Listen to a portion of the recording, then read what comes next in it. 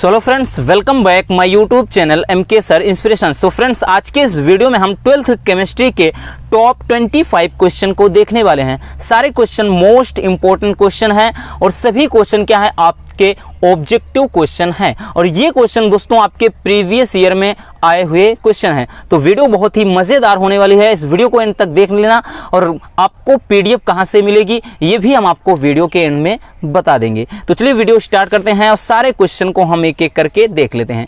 और फिर से बता दें दोस्तों कि जो क्वेश्चन है आपके काफ़ी इंपॉर्टेंट क्वेश्चन है, इसलिए वीडियो को बिल्कुल भी स्किप मत करना, लास्ट तक देख लेना ताकि आपके सारे इंपॉर्टेंट जो ऑब्जेक्टिव क्वेश्चन है वो कवर हो जाएं। चलिए, पहला क्वेश्चन कह रहा है कि ग्रेफाइट है क्या है। ऑप्शन है आयनिक ठोस, धात्विक ठोस, उपसह संयोजक ठोस या फिर आणविक ठोस। तो अगर हम बात करें दोस्तों, जो ग्रेफाइट होता है यानी ग्रेफाइट हीरे का अपर रूप है और हीरे की जो संरचना होती है वो किस रूप में होती है, सहसंयोजक, यानी ये क्या है, एक सहसंयोजक ठोस है। ठीक, दूसरा क्वेश्चन है, दूसरा क्वेश्चन कह रहा है कि एक घनी क्रिस्टल में कोर की लंबाई क्या होती है। ऑप्शन है A बराबर B बराबर C या फिर A बराबर B is not equal C या फिर A is not equal B और B is not equal C या फिर कह रहा अल्फा बराबर बीटा बराबर गामा बराबर 120 अंश। तो ध्यान देना दोस्तों, जो घनीय क्रिस्टल होते हैं उसमें जो कोर की लंबाई, यानी अगर हम इस तरह से घन बना दें तो इसमें जो कोर की लंबाई होता है फ्रेंड्स, सभी क्या होते हैं, समान, यानी ये लंबाई ये लंबाई ये लंबाई ये लंबाई। तो इस तरह जो कोर की लंबाइयाँ होती हैं दोस्तों वो क्या होती हैं, बराबर। तो A बराबर B बराबर C इसका राइट आंसर हो जाएगा। चलिए नेक्स्ट क्वेश्चन देखते हैं। तीसरा क्वेश्चन कह रहा है कि कौन सा संबंध विलयन के परासरण दाब को दर्शाता है। तो आपके ऑप्शन है कि पाई बराबर RT/C या फिर पाई बराबर CT/R या फिर पाई बराबर RC/T या फिर पाई/C बराबर RT। तो देखिए ध्यान से समझना, जो परासरण दाब होता है पाई बराबर होता है CRT। अब ध्यान से समझना दोस्तों, इस ऑप्शन में अगर आप देख रहे होंगे, अगर हम इसको पाई/C लिखना चाहेंगे तो यहाँ पर RT हो जाएगा। ठीक, पाई/C बराबर RT। तो इसका जो राइट आंसर हो जाएगा वो चला जाएगा ऑप्शन नंबर D के साथ। ठीक, चलिए नेक्स्ट क्वेश्चन देख लेते हैं। क्वेश्चन नंबर 4, क्वेश्चन नंबर 4 कह रहा है कि किसी इलेक्ट्रोड का इलेक्ट्रोड विभव निर्भर करता है, यानी किसी इलेक्ट्रोड का इलेक्ट्रोड विभव किस बात पर निर्भर करता है।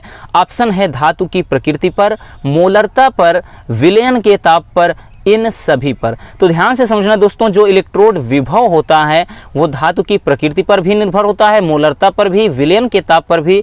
तो इस प्रकार हम कह सकते हैं इसका जो राइट आंसर हो जाएगा यानी इन सभी पर। तो इन सभी पर निर्भर करता है। चलिए नेक्स्ट क्वेश्चन देख लेते हैं। क्वेश्चन नंबर 5, क्वेश्चन नंबर 5 ये भी काफ़ी ज़्यादा इंपॉर्टेंट है और सारे क्वेश्चन दोस्तों आपके प्रीवियस ईयर में यानी आए हुए क्वेश्चन ही हैं। कह रहा है कि तनुता बढ़ाने पर विशिष्ट चालकता, तनुता अगर विलयन की तनुता बढ़ाते हैं तो विशिष्ट चालकता पर क्या प्रभाव पड़ेगा। ऑप्शन है बढ़ती है, दूसरा ऑप्शन है घटती है, ऑप्शन C स्थिर रहती है या फिर इनमें से कोई नहीं। तो राइट आंसर हो जाएगा इस चालकता क्या होती है, घटती है। ठीक, कब, तनुता बढ़ाने पर। अब अगला क्वेश्चन है, ये तो काफ़ी ज़्यादा इंपॉर्टेंट है, आप समझ लीजिए, इसको ताला मार कर रखिए। 100% आपके एग्ज़ाम में आना तय है मेरे दोस्त और हर साल किसी न किसी सेट में ये क्वेश्चन जरूर पूछा जाता है। कह रहा है कि विशिष्ट चालकता की इकाई क्या है। ऑप्शन है कि सेमी इनवर्स 2 और उसके बाद ओम इनवर्स 1, यानी इसका देखिए प्रति, इसका मतलब है कि प्रति सेमी स्क्वायर या प्रति ओम, इस तरह से। ऑप्शन B है सेमी प्रति ओम प्रति तुल्यांक या फिर प्रति सेमी प्रति ओम या फिर प्रति सेमी स्क्वायर या ओम, मतलब ओम। तो इसका जो राइट आंसर हो जाएगा यानी विशिष्ट चालकता का जो मात्रक होता है मेरे दोस्त वो होता है कि प्रति ओम।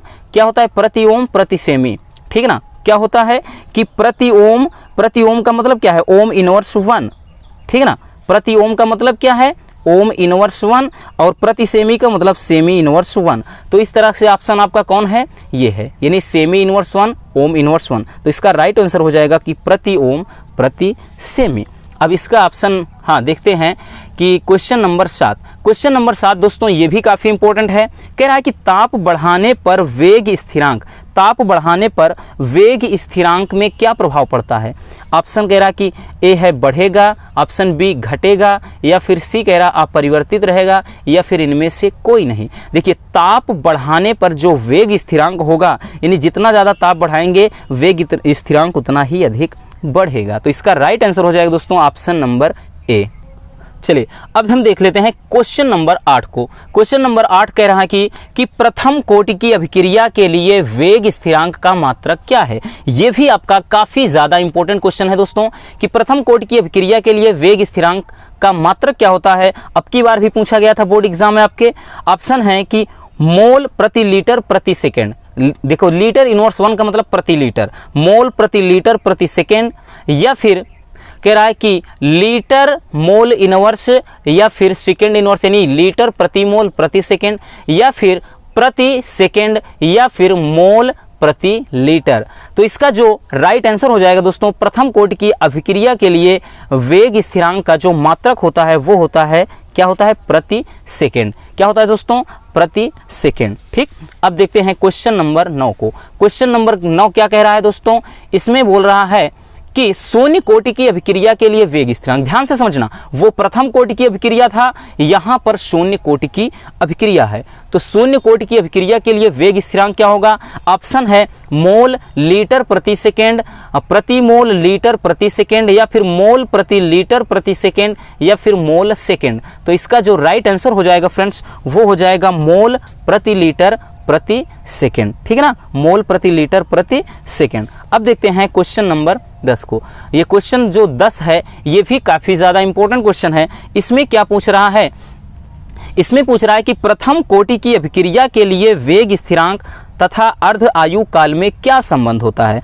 तो ऑप्शन है पहला कि टी हाफ बराबर 0.693 बाई के, या के बराबर टी हाफ बाई 0.693, या फिर टी हाफ बराबर 0.693 के, या फिर टी हाफ बराबर के अपान 0.693। तो इसका राइट आंसर हो जाएगा दोस्तों, देखिए वेग स्थिरांक और अभिक्रिया की इसके देखिए वेग स्थिरांक और अर्ध आयु काल के बीच जो संबंध होता है वो होता है टी हाफ बराबर 0.693 बाई के। तो इस तरह से ऑप्शन कौन सा है, इस तरह से आपका जो पहला ऑप्शन है वो क्या हो जाएगा, आपका राइट आंसर हो जाएगा।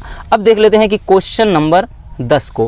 क्वेश्चन नंबर 10 जो है दोस्तों इसमें देख लेते हैं, क्वेश्चन नंबर 11, 10 तो हो गया। अब इसमें देखिए कह रहा है, इसमें बोल रहा है दोस्तों, कह रहा है कि कोहरा किस प्रकार का कोलाइडी विलयन है। कोहरा किस प्रकार का कोलाइडी विलयन है। ऑप्शन है द्रव में गैस, या गैस में द्रव, या फिर द्रव में द्रव, या फिर गैस में ठोस। तो इसका जो राइट आंसर हो जाएगा दोस्तों कि द्रव में गैस, यानी कोहरा अगर बात करें किस प्रकार का कोलाइडी विलयन है तो द्रव में गैस। ठीक है ना, द्रव में गैस। अगला क्वेश्चन है क्वेश्चन नंबर 12। क्वेश्चन नंबर 12 इसमें क्या कह रहा है, इसमें बोल रहा है कि कोलाइडों को शुद्ध करने की विधि कौन सी है। कोलाइडों को शुद्ध करने की विधि कौन सी है। ऑप्शन है पेप्टीकरण, दूसरा है स्कंदन, तीसरा है अपोहन, और चौथा कह रहा है ब्रीडिंग आर्क विधि। तो इसका राइट आंसर हो जाएगा फ्रेंड्स अपोहन।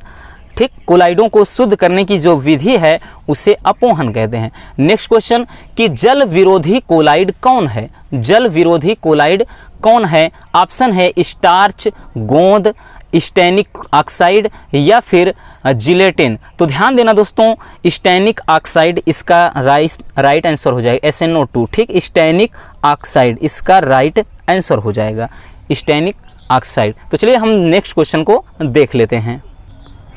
क्वेश्चन नंबर 14 कह रहा है कि ब्राउनी गति का कारण क्या है। काफ़ी ज़्यादा इंपॉर्टेंट है और आपका ये 1 से 2 नंबर में भी पूछा जाता है। ठीक है ना, ये क्या है कि लॉन्ग क्वेश्चन में भी इसको इंक्लूड कर लेता है। तो ब्राउनी गति का क्या कारण है। तो आपके ऑप्शन है कणों का आकार, या फिर द्रव अवस्था में तापमान का उतार चढ़ाव, या फिर तीसरा ऑप्शन है कि माध्यम के अणुओं तथा कोलाइडी कणों के बीच टक्कर, या फिर कोलाइडी कणों का आकर्षण तथा प्रतिकर्षण। तो ध्यान से समझना दोस्तों कि ब्राउनी गति का कारण क्या होता है कि अणुओं के यानी माध्यम के अणुओं और कोलाइडी कणों के बीच टक्कर होने से ही ब्राउनी गति संभव हो पाती है। तो इसका ऑप्शन हो जाएगा ऑप्शन नंबर सी। अगला क्वेश्चन कह रहा है कि ये भी काफ़ी ज़्यादा इंपॉर्टेंट है, ठीक ना। तो इसमें कह रहा है कि ए बी सी डी साल की स्वर्ण संख्याएं क्रमशः 0.001, 0.15 या फिर और दिया है कि 20 तथा क्या है 25 यानी 20 तथा 25 हैं। ये क्या हैं, क्रमशः ए बी सी और डी की गोल्ड नंबर्स हैं यानी स्वर्ण संख्याएं हैं। और कह रहा है कि इसमें प्रभावी रच्छी कोलाइड कौन है।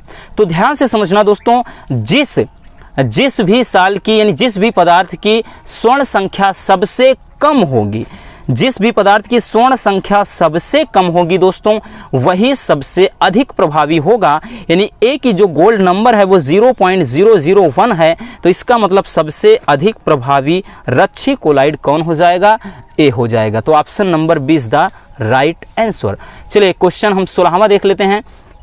कह रहा कि शून्य कोटि की अभिक्रिया ए प्लस बी एरो करके सी के लिए वेग दर क्या होगा। यानी अगर शून्य कोटि की अभिक्रिया है और वो अभिक्रिया क्या है, ए प्लस बी से सी तक के लिए है, तो वेग दर क्या होगा। तो ऑप्शन कह रहा है दर बराबर के और कोष्टक में ए की घात 0 और बी की घात 0, और दर बराबर कह रहा कि के उसके बाद ए की घात 1 बी के घात 0, या फिर दर बराबर ए की घात 0 बी की घात 1 इंटू के, या फिर इनमें से कोई नहीं। तो इसका जो राइट आंसर हो जाएगा, शून्य कोटि की अभिक्रिया है तो इसका जो राइट आंसर हो जाएगा दोस्तों वो हो जाएगा दर बराबर के क्या है वेग स्थिरांक, और उसके बाद ए की पावर 0 और बी की पावर 0। तो ये हो जाएगा शून्य कोटि की अभिक्रिया। अब देख लेते हैं क्वेश्चन नंबर 16 को। क्वेश्चन नंबर 16 क्या कह रहा है कि कौन सा विलयन का अणु संख्यक गुण नहीं है। काफी ज्यादा इंपॉर्टेंट क्वेश्चन है, अब की बार भी आया हुआ क्वेश्चन है। ये कह रहा है कि कौन सा विलयन का अणु संख्यक गुण नहीं है। परासरण दाब, दूसरा ऑप्शन है पृष्ठ तनाव, तीसरा कह रहा है कि वाष्प दाब में अवनमन, चौथा कह रहा है हिमांक में अवनमन। तो इसका जो राइट आंसर हो जाएगा दोस्तों वो चला जाएगा सरफेस टेंशन यानी पृष्ठ तनाव। पृष्ठ तनाव क्या है, विलयन का अणु संख्यक गुण नहीं है। बाकी परासरण दाब, वाष्प दाब में अवनमन और हिमांक में अवनमन, ये सभी क्या हैं, विलयन के अणु संख्यक गुण हैं। ठीक, चलिए नेक्स्ट क्वेश्चन देखते हैं। Question number 18। क्वेश्चन नंबर 18 ये भी काफ़ी ज़्यादा इंपॉर्टेंट क्वेश्चन है। इसमें कह रहा है कि मोलल उन्नयन स्थिरांक की गणना की जा सकती है। तो मोलल उन्नयन स्थिरांक की गणना, तो यहाँ से आपके सामने दिया है KB बराबर M इंटू TB गुड़े W स्मॉल w है अपान 1000 गुड़े कैपिटल W, या फिर KB बराबर 1000 गुड़े डेल्टा TB गुड़े कैपिटल W अपान स्मॉल w, या फिर KB बराबर डेल्टा TB गुड़े M गुड़े कैपिटल W अपान यहाँ से 1000 गुड़े स्मॉल w, या फिर इनमें से कोई नहीं। तो जो आपका मेन फार्मूला होता है दोस्तों, ध्यान से समझना, अगर यहाँ से डेल्टा TB निकालना है तो ये लिखते हैं 1000 गुड़े KB गुड़े स्मॉल w अपान M गुड़े कैपिटल W। यही कह रहा है KB। जब इसको अगर हम पक्षांतर करेंगे तो KB बराबर जब लिखेंगे दोस्तों, KB बराबर, ध्यान समझना, KB बराबर जब हम लिखेंगे तो डेल्टा TB गुड़े M गुड़े कैपिटल W अपान 1000 गुड़े स्मॉल w। इस तरह का जो ये आपका ऑप्शन कहाँ से दिख रहा है, ये ऑप्शन अगर हम ध्यान से समझे दोस्तों तो ये हमें ऑप्शन नंबर सी, यानी option number C is the right answer. यही इसका क्या हो जाएगा, राइट आंसर हो जाएगा। चलिए हम देख लेते हैं नेक्स्ट क्वेश्चन को। अगला क्वेश्चन कह रहा है, क्वेश्चन नंबर 19 कह रहा है कि सबसे मीठी शर्करा है।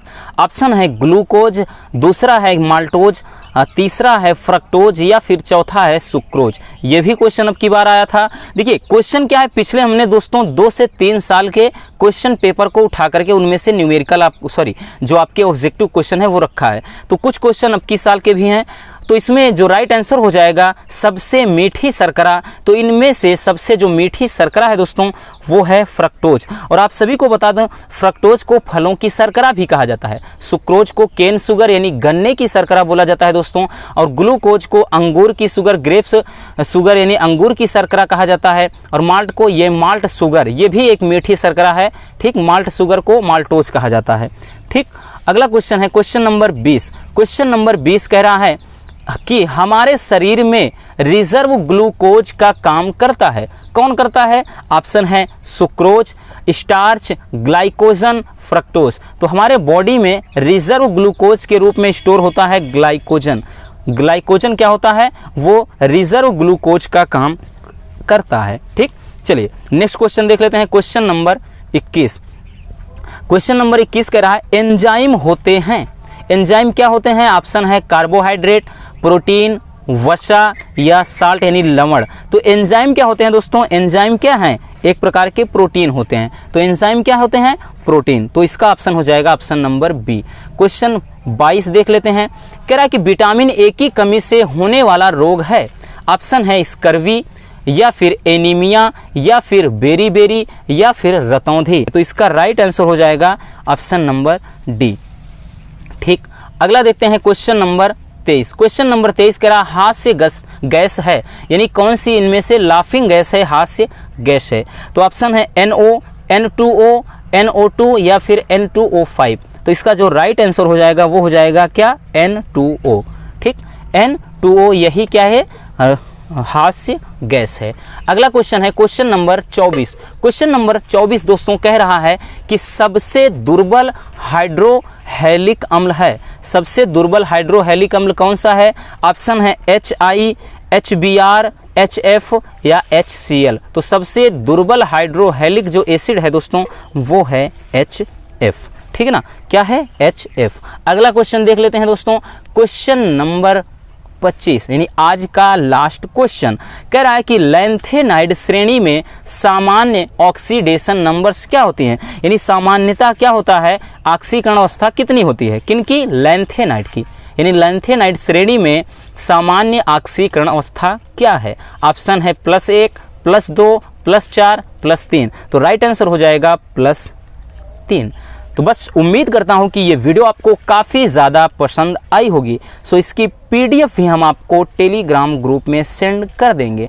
आप टेलीग्राम ग्रुप को ज्वाइन कर लीजिए। ठीक ना, अगर देखिए आपको लिंक मिल जाएगी डिस्क्रिप्शन में, वहां से ज्वाइन कर लेते हैं। ठीक है, नहीं तो आप जा करके अपने मोबाइल में टेलीग्राम ग्रुप को खोलिए और वहां से MK सर इंस्पिरेशन सर्च करिए, ज्वाइन हो जाइए। तो मिलते हैं किसी और ऐसे मज़ेदार टॉपिक के साथ। अगर वीडियो पसंद है तो प्लीज़ इस वीडियो को लाइक तो कर देना मेरे दोस्त, और प्यारा सा एक कमेंट भी कमेंट बॉक्स में छोड़ दिया। और नए हैं तो चैनल को सब्सक्राइब करना बिल्कुल भी ना भूलें।